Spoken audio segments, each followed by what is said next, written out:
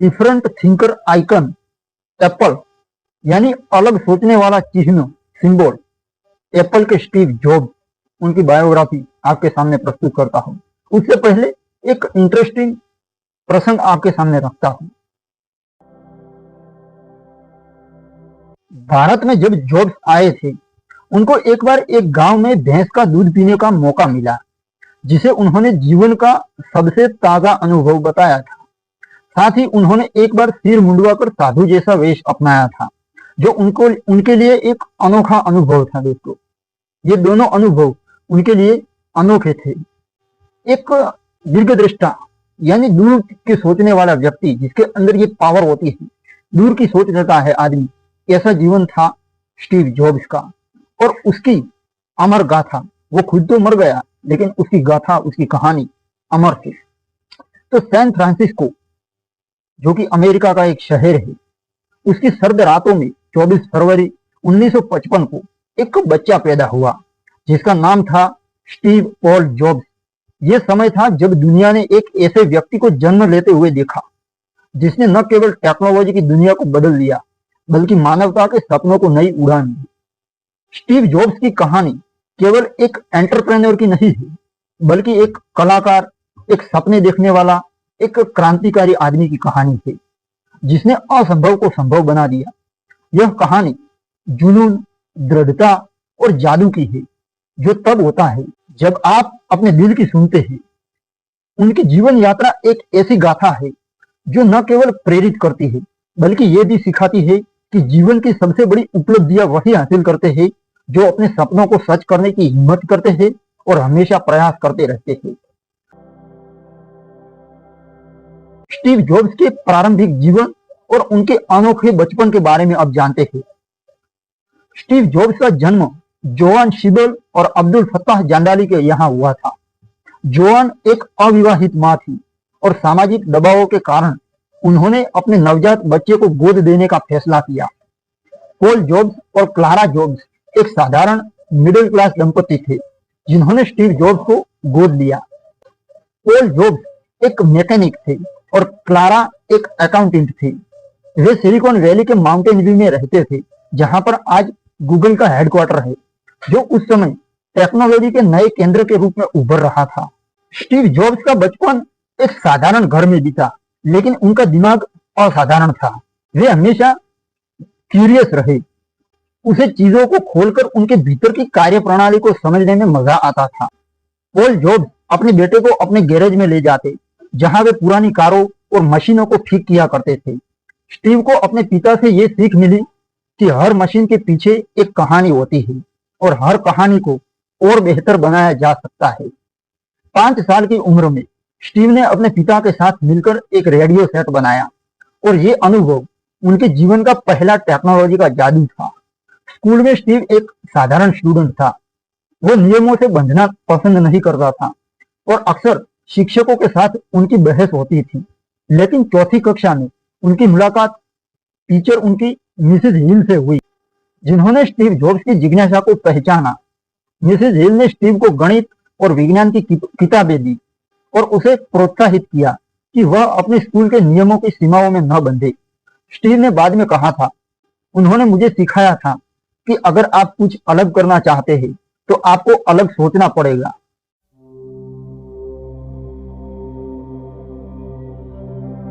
अब बात करते हैं उस समय की, जब स्टीव जॉब्स के अंदर भीतर कंफ्यूजन भी था और उद्देश्य की खोज कर रहे थे। तो हाईस्कूल के समय में स्टीव की मुलाकात स्टीव वोजनियाक से हुई, जो एक इलेक्ट्रॉनिक्स जीनियस था। उसे वोज कहकर बुलाया जाता था। स्टीव से 5 साल बड़ा था, लेकिन दोनों की दोस्ती टेक्नोलॉजी के प्रति उनके जुनून पर आधारित थी। वोजनियाक को सर्किट बोर्ड और कंप्यूटर चिप्स के साथ खेलना पसंद था, जबकि स्टीव को इन टेक्नोलॉजी आविष्कारों को दुनिया के सामने पेश करने का जुनून था। साल 1971 में दोनों ने मिलकर एक ब्लू बॉक्स बनाया, जो एक ऐसा डिवाइस था जो फोन लाइनों को हैक करके मुफ्त में लंबी दूरी की कॉल करने की सुविधा देता था। ये इलीगल था, लेकिन इस छोटे से प्रोजेक्ट ने स्टीव और वोजनियाक की क्रिएटिविटी और एंटरप्रेन्योरशिप को आगे बढ़ाया। स्टीव जॉब्स ने इन ब्लू बॉक्स को $150 में बेचना शुरू किया और इस अनुभव ने उन्हें पहली बार बिजनेस की दुनिया से परिचित करवाया। साल 1972 में स्टीव ने रीड कॉलेज में दाखिला लिया, जो एक उदार आर्ट्स कॉलेज हुआ करता था। लेकिन 6 महीने के बाद ही उन्होंने कॉलेज छोड़ दिया। स्टीव जॉब्स ने कहा था, मुझे नहीं पता था कि मैं अपने जीवन में क्या करना चाहता था और कॉलेज मुझे उसका जवाब भी नहीं दे रहा था। मेरे अंदर बहुत कंफ्यूजन था। फिर भी उन्होंने कॉलेज छोड़ने के बाद भी वहां कुछ कक्षाओं में यानी लेक्चर्स में भाग लिया करते थे, जैसे कि कैलीग्राफी यानी फॉन्ट्स को, अक्षरों को अलग अलग डिजाइन की तरह सोचकर अलग अलग डिजाइन में लिखना, इसको कहा जाता है कैलीग्राफी। इस लेक्चर्स ने उन्हें टाइपोग्राफी और डिजाइन की सुंदरता सिखाई, जो बाद में एप्पल के प्रोडक्ट्स में काम आई। साल 1974 में स्टीव जॉब्स ने भारत की यात्रा की। वो अध्यात्म और आत्म खोज की तलाश में भारत आए थे। भारत में उन्होंने बुद्धिज्म, जो बुद्ध के मठ आते हैं, वहां पर काफी समय बिताया, ध्यान करना सीखा और सादगी के महत्व को समझा। इस भारत यात्रा ने उनकी सोच को गहराई से बदल दी। उन्होंने जाना कि सच्ची क्रिएटिविटी तब आती है जब आप अपने भीतर की शांति को पाते हैं। भारत से लौटने के बाद स्टीव जॉब्स ने अपने लंबे बाल कटवाए और एक सामान्य जीवन, सीधे साधे जीवन की ओर कदम बढ़ाया। लेकिन उनकी आत्मा में अभी भी एक विद्रोही और सपने देखने वाला विचार बसता था।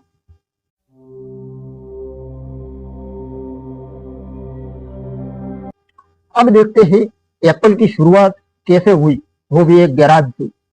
तो साल 1976 में स्टीव जॉब्स और स्टीव वोजनियाक ने स्टीव जॉब्स के गैराज में एप्पल की नींव रखी। वोजनियाक ने एक कंप्यूटर बनाया जिसे एप्पल वन कंप्यूटर कहा गया। यह एक साधारण सर्किट बोर्ड था जिसे यूजर्स को खुद कीबोर्ड और मॉनिटर के साथ जोड़ना पड़ता था। लेकिन स्टीव जॉब्स ने इसे एक रिवोल्यूशनरी प्रोडक्ट के रूप में देखा।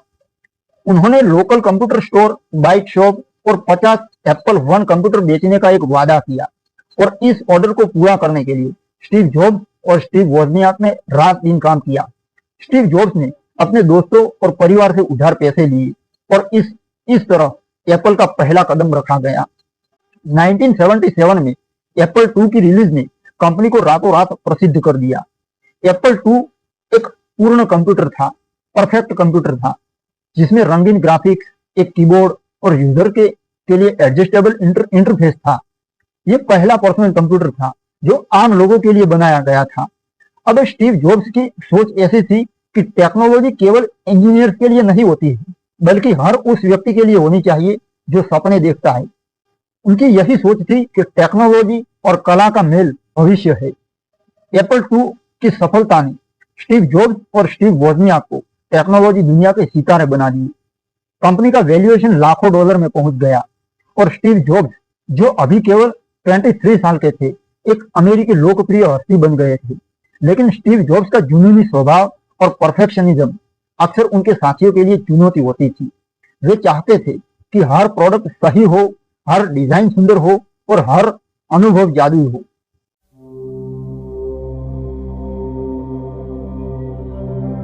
मुझे पता है कि आप स्टीव जॉब्स की डिजाइन थिंकिंग के बारे में बहुत क्यूरियस होंगे, तो वो मैं आपके सामने विस्तृत रूप से प्रस्तुत करता हूं। तो ये स्टीव जॉब्स की एक सोच थी जो उनके प्रोडक्ट में डाली गई और उसके कारण हम आईफोन को इतना बेहतरीन प्रोडक्ट मानते हैं। तो डिजाइन थिंकिंग एक ऐसी प्रक्रिया है जो समस्याओं को हल करने के लिए रचनात्मक और यूजर यानी उपयोगकर्ताओं को केंद्र में रखकर उसी दृष्टिकोण से प्रोडक्ट बनाई जाती है। तो स्टीव जॉब्स ने इस दृष्टिकोण को एप्पल के प्रोडक्ट विकास का आधार बनाया। जॉब्स का मानना था कि प्रोडक्ट का डिजाइन केवल दिखावट तक सीमित नहीं होना चाहिए, वह यूजर के लिए सहज और आनंददायक होना चाहिए, यूजर फ्रेंडली और एक्सपीरियंस मिलने वाला होना चाहिए। उदाहरण के लिए आईपॉड का लॉन्च 2001 में हुआ था, जिसने संगीत सुनने के तरीकों को बदल दिया। आईपॉड का क्लिक व्हील और इसका सरल इंटरफेस यूजर के लिए इतना सहज था कि इसने बाजार में तुरंत लोकप्रियता हासिल कर दी। स्टीव जॉब्स ने डिजाइन में सुंदरता को बहुत महत्व दिया। उनका मानना था कि एक प्रोडक्ट न केवल अच्छा काम करना चाहिए, बल्कि उसे देखने में भी सुंदर होना चाहिए। 1984 में लॉन्च हुए मैकिंटोश ने इस दृष्टिकोण को प्रदर्शित किया। इसका ग्राफिकल यूजर इंटरफेस यानी GUI और आकर्षक डिजाइन उस समय के अन्य कंप्यूटरों से बिल्कुल अलग था। और यहाँ पर बात आती है थिंक डिफरेंट। जॉब्स का एक प्रसिद्ध विचार है, सादगी ही सर्वोच्च परिष्कार है। उन्होंने जटिल टेक्नोलॉजी को सरल और उपयोग में आसान बनाने पर जोर दिया। आईफोन जो 2007 में लॉन्च हुआ था, इसका सबसे बड़ा उदाहरण है। इसने touch screen, multi touch technology और न्यूनतम बटनों के साथ स्मार्टफोन इंडस्ट्री को पुनर्भाषित कर दिया। स्टीव जॉब्स ने हमेशा पारंपरिक यानी रूढ़िवादी सोच को चुनौती दी थी। 1985 में एप्पल से निकाले जाने के बाद उन्होंने नेक्स्ट कंपनी की स्थापना की, जिसने उन्नत ऑपरेटिंग सिस्टम विकसित किए। 1997 में एप्पल में वापसी के बाद उन्होंने आईमैक, या आईमैक का मतलब होता है इंटरनेट मशीन, आईपॉड यानी इंटरनेट पोड का शायद उसका मतलब होता होगा, आईफोन मतलब इंटरनेट का फोन, और आईपैड यानी इंटरनेट का पेड वाला कंप्यूटर आता है वो। इस तरह के आईमैक, आईपॉड, आईफोन और आईपैड जैसे क्रांतिकारी प्रोडक्ट लॉन्च किए गए, जो जोखिम भरे थे लेकिन बाजार में अभूतपूर्व सफलता हासिल की। डिजाइन थिंकिंग का एक महत्वपूर्ण हिस्सा यूजर की जरूरतों को समझना है। जॉब्स ने इस सहानुभूति को अपने प्रोडक्ट में शामिल किया। उदाहरण के लिए आईट्यून्स का निर्माण इस विचार पर आधारित था कि लोग अपनी पसंद का गीत संगीत आसानी से डाउनलोड करना चाहते हैं। यह उपयोगकर्ता की जरूरतों को समझने का एक शानदार उदाहरण था। तो स्टीव जॉब्स उपयोगकर्ताओं की जरूरतों और समस्याओं को गहराई से समझने पर ध्यान देते थे। उन्होंने बाजार रिसर्च से ज्यादा अपनी अंतर्जनन यानी इंट्यूशन पर भरोसा किया। समस्याओं को स्पष्ट रूप से परिभाषित करना उनकी रणनीति का हिस्सा था। उदाहरण के लिए आईफोन से पहले स्मार्टफोन जटिल और उपयोग में असुविधाजनक होते थे, तो जॉब्स ने एक ऐसा फोन बनाने का टारगेट रखा जो उपयोग में आसान और मल्टी कैपेबल हो। जॉब्स और उनकी टीम ने असाधारण विचारों को प्रोत्साहित किया। आईपॉड का विचार उस समय क्रांतिकारी था, जब लोग भारी और जटिल MP3 प्लेयर का उपयोग किया करते थे। एप्पल में प्रोटोटाइप बनाने और बार बार परीक्षण करने का कल्चर होता है। जॉब्स हर छोटे विवरण पर ध्यान देते थे, जैसे कि बटन का आकार या स्क्रीन का रंग। उत्पाद को बाजार में लाने से पहले जॉब्स का यह सुनिश्चित करते थे स्टीव जॉब्स ये सुनिश्चित करते थे कि ये उपयोगकर्ता की अपेक्षाओं को पूरा कर सकता है या नहीं। आईफोन का लॉन्च इस प्रक्रिया का परिणाम था दोस्तों। एप्पल पर जॉब्स के डिजाइन थिंकिंग का प्रभाव इतना था कि स्टीव जॉब्स की डिजाइन थिंकिंग ने एप्पल को दुनिया की सबसे वैल्यूएबल ब्रांड बनाया। 1997 में जब वे एप्पल में लौटे, तब कंपनी घाटे में चल रही थी। उनकी दृष्टि और डिजाइन थिंकिंग के दम पर एप्पल ने आईमैक, जो कि 1998 में लॉन्च किया गया था, आईपॉड जो कि 2001 में, आईफोन जो कि 2007 में, और आईपैड जो कि 2010 में, इस तरह के प्रोडक्ट लॉन्च किए गए जिन्होंने टेक्नोलॉजी इंडस्ट्री को नया आकार दिया।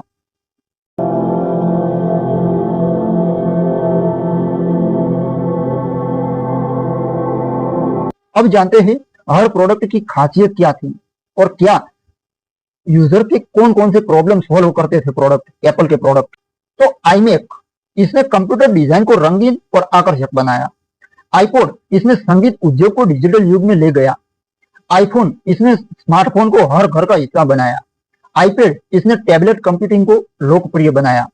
जॉब्स की डिजाइन थिंकिंग से प्रेरणा यह है कि स्टीव जॉब्स की डिजाइन थिंकिंग आज भी बिजनेसेस और डिजाइनरों और इन्वेंटर्स के लिए प्रेरणा का स्रोत है। उनका कहना था कि विवरण पर ध्यान दे। जॉब्स का मानना था कि छोटी छोटी चीजें जैसे कि पैकेजिंग तक उनका डिजाइन भी बहुत महत्वपूर्ण होता है।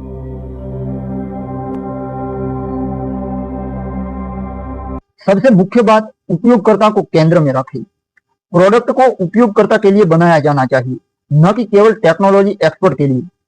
इन्वेंशन के लिए जोखिम लेना चाहिए। जॉब्स ने हमेशा असंभव को संभव बनाने की पूरी कोशिश की।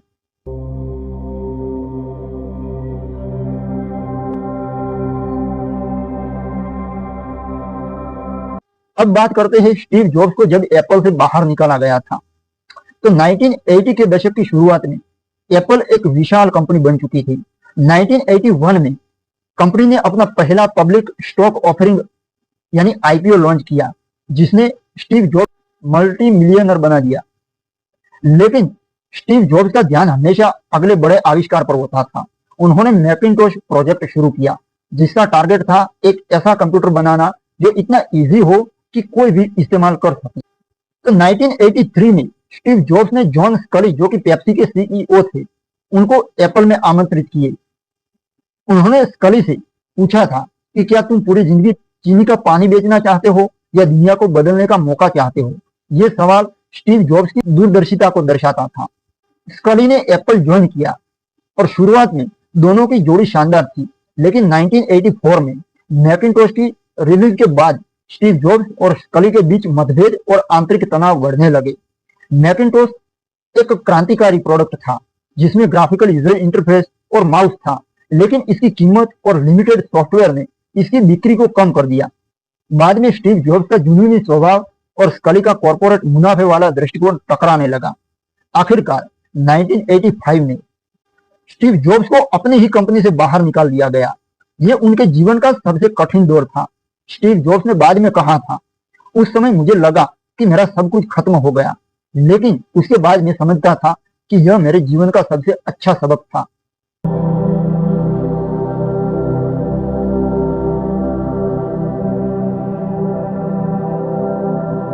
अब बात करते हैं नेक्स्ट और पिक्सर जैसी कंपनियों की, जिसमें उथल पुथल हुआ, जो कि एप्पल के अंदर स्टीव जॉब्स बाहर निकाल लिए गए, उसके बाद उनको वापस बुलाए गए।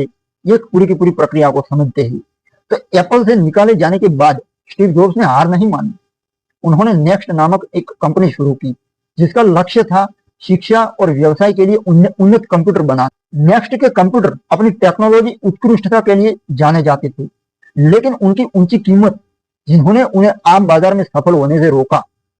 फिर भी नेक्स्ट कंपनी ने कई इनोवेशन पेश किए, जैसे कि ऑब्जेक्टिव ओरिएंटेड प्रोग्रामिंग और एक पावरफुल ऑपरेटिंग सिस्टम। यही खासियत स्टीव जॉब्स की एप्पल में वापसी का कारण बना। तो 1986 में स्टीव जॉब्स ने लुकास फिल्म की एक छोटी डिवीजन को खरीदा, जिसे बाद में पिक्सर एनिमेशन स्टूडियोज का नाम दिया गया। उस पिक्सर एक ग्राफिक्स हार्डवेयर कंपनी थी, लेकिन स्टीव जॉब्स ने इसे एक एनिमेशन कार्टून वाली कंपनी में बदल दिया। उन्होंने जॉन लेसेटर जैसे रचनात्मक लोगों को प्रोत्साहित किया और 1995 में पिक्सर ने toy story cartoon film release की। यह दुनिया की पहली लंबी ड्यूरेशन की कंप्यूटर एनिमेटेड फिल्म थी और इसने एनिमेशन की दुनिया को हमेशा के लिए बदल दिया। पिक्सर कंपनी की सफलता ने स्टीव जॉब्स को न केवल आर्थिक रूप से अमीर बनाया, बल्कि उनकी क्रिएटिविटी को भी दुनिया के सामने लाया। 2006 में डिज्नी ने पिक्सर को $7.4 बिलियन में खरीदा और स्टीव जॉब्स डिज्नी के सबसे बड़े पार्टनर बन गए।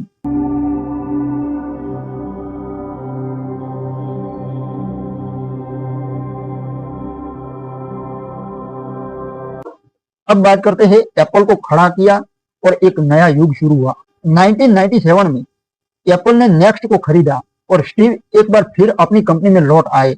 उस समय एप्पल दिवालिया होने की कगार पर थी। स्टीव जॉब्स ने तुरंत कठोर निर्णय लिए। उन्होंने प्रोडक्ट लाइन को सरल बनाया और फोकस को डिजाइन और उपयोगकर्ता अनुभव पर केंद्रित किया। 1998 में आईमैक की रिलीज ने एप्पल को फिर से सुर्खियों में ला दिया।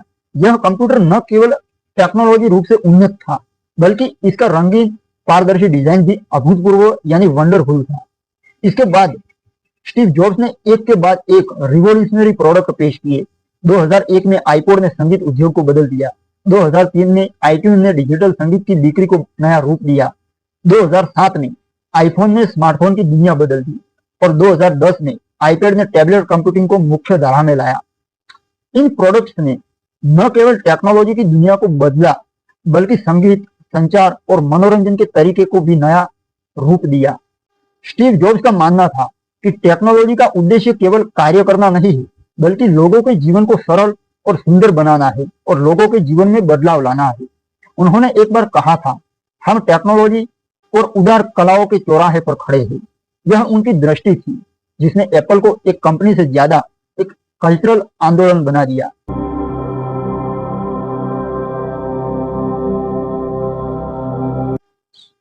अब बात करते हैं स्टीव जॉब्स का जीवन दर्शन यानी परफेक्शनिज्म और जुनून। स्टीव जॉब्स का जीवन एक दर्शन जैसा था। जो कहते थे, आपके काम को आपके जीवन का एक बड़ा हिस्सा बनाना होगा और इसे करने का एकमात्र तरीका है कि आप जो करते हैं उससे प्यार करें। स्टीव जॉब्स का पूर्णतावाद यानी परफेक्शनिज्म सबसे बड़ी ताकत भी थी और कमजोरी भी थी। वे हर छोटी छोटी चीज पर ध्यान देते थे, चाहे वह आईफोन का कर्व ग्लास हो या मैकबुक का टचपैड। उनका मानना था कि डिजाइन केवल दिखावट नहीं है, बल्कि प्रोडक्ट की आत्मा होती है। उन्होंने एक बार कहा था, जब तक आप कस्टमर को कुछ नया नहीं दिखाते, तब तक कस्टमर खुद नहीं जानता कि उन्हें क्या चाहिए। यह उनकी दूरदर्शिता थी, जिसने उन्हें एक साधारण उद्यमी से अलग बनाया। स्टीव जॉब्स की लीडरशिप स्टाइल कठोर थी, लेकिन वह अपने कर्मचारियों से असंभव को हासिल करने की मांग करते थे। वो कहते थे, मैं उन लोगों को चाहता हूँ जो दुनिया को बदलना चाहते हैं।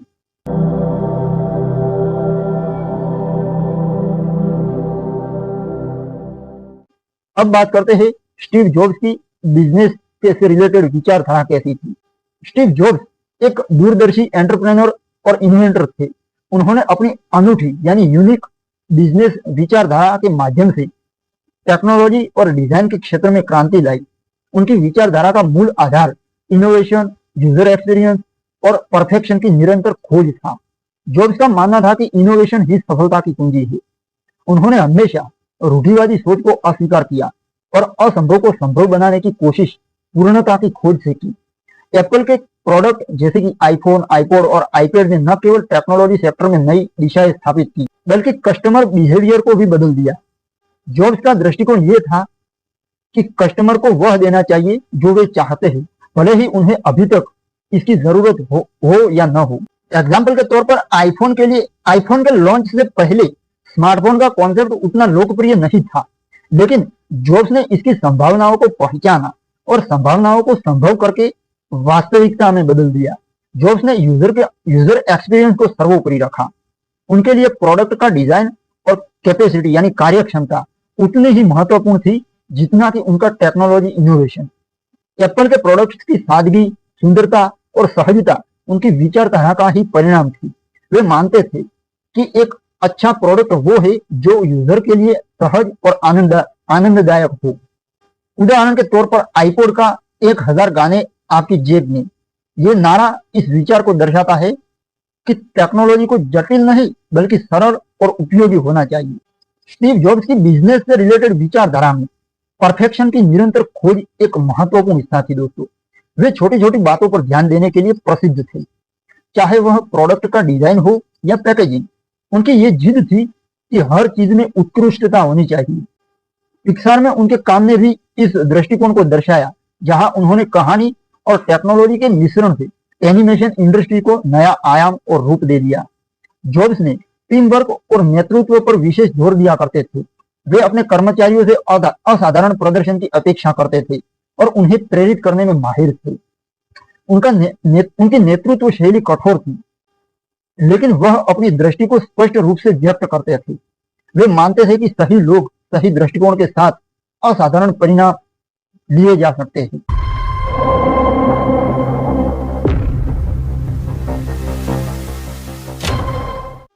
स्टीव जॉब्स की थिंक डिफरेंट मार्केटिंग स्ट्रेटेजी भी उनकी सफलता का एक बड़ा कारण थी।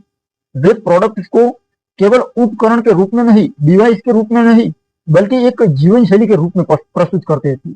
एप्पल के एडवर्टाइजमेंट और स्टोर डिजाइन इस विचार को दर्शाते हैं कि ब्रांड केवल प्रोडक्ट नहीं बेचता, बल्कि एक अनुभव और अलग पहचान रखता है। अपने एक अलग पहचान होती है ब्रांड की, यानी थिंक डिफरेंट। हर चीज अगर आप अपनी ब्रांडिंग करना चाहते हो तो अपनी अलग एक पहचान होनी चाहिए। इतना तो आप उनके जीवन में से सीखना।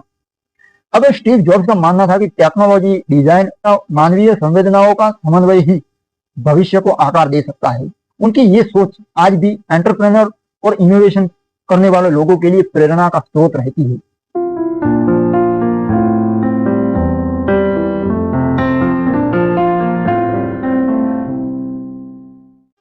अब बात करते हैं प्यार, परिवार और प्राइवेट लाइफ की।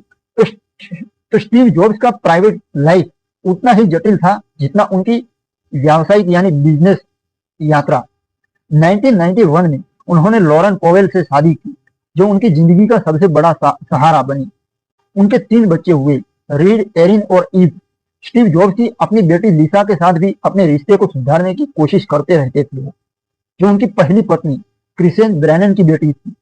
स्टीव जॉब्स एक कठोर बॉस और सहकर्मी हो सकते थे, लेकिन परिवार के लिए उनका दिल हमेशा नरम रहता था। लॉरेन ने एक बार कहा था कि स्टीव दुनिया को बदलना चाहते थे, लेकिन घर पर वे सिर्फ एक पति और पिता के रूप में थे। स्टीव जॉब्स को अपने बच्चों के साथ समय बिताना बहुत पसंद था और वे अक्सर उनके साथ बगीचे में टहलते या किताबें पढ़ते और उनके साथ खेलते थे। अंतिम दिन में उनको कैंसर हुआ था और असाधारण विरासत छोड़कर चले गए। 2003 में स्टीव जॉब्स को पैंक्रियाटिक कैंसर का पता चला। यह एक दुर्लभ प्रकार का कैंसर था जिसका इलाज संभव था, लेकिन स्टीव ने शुरुआत में पारंपरिक उपचार से इनकार किया और वैकल्पिक चिकित्सा की ओर रुख किया। फिर भी 2004 में उनकी सर्जरी हुई। अगले 9 साल तक स्टीव जॉब्स ने इस बीमारी से लड़ाई लड़ी। इस दौरान उन्होंने न केवल एप्पल को नई ऊंचाइयों पर ले गए, बल्कि उनकी जिंदगी को और गहराई के आनंद से जिया, कैंसर होने के बावजूद भी। ये थी स्पिरिचुअलिटी। आखिरकार 5 अक्टूबर 2011 को स्टीव जॉब्स ने इस दुनिया को अलविदा कहा। उनकी मृत्यु की खबर ने दुनिया को स्तब्ध कर दिया। उनके अंतिम शब्द थे, अब ध्यान से सुनना, उनके अंतिम शब्द थे, ओह वाह, ओह वाह। ये शब्द उनकी जिंदगी की तरह ही रहस्यमयी और प्रेरणादायक थे। स्टीव जॉब्स की मृत्यु ने एक युग का अंत किया, लेकिन उनकी विरासत आज भी जीवित है। एप्पल, पिक्चर और उनके द्वारा बनाए गए प्रोडक्ट लाखों लोगों के जीवन को प्रेरित किया करते हैं। स्टीव जॉब्स ने दुनिया को सिखाया कि सपने देखने से कुछ नहीं होता, उन्हें सच करने के लिए जुनून और मेहनत करनी पड़ती है।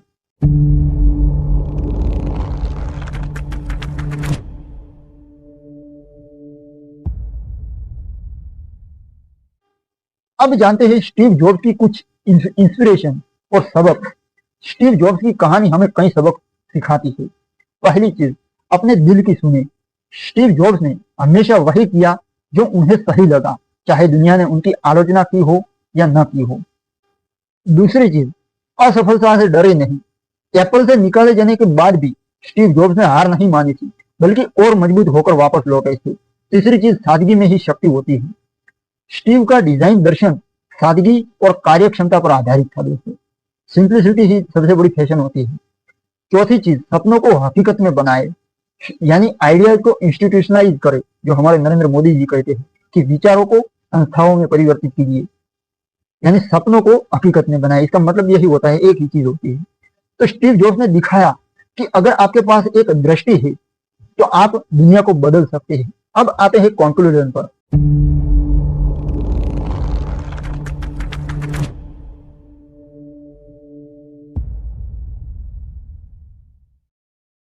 कि क्या इस ब्रांड, जिसका जीवन ही ब्रांड था, उसके जीवन का कंक्लूजन क्या है।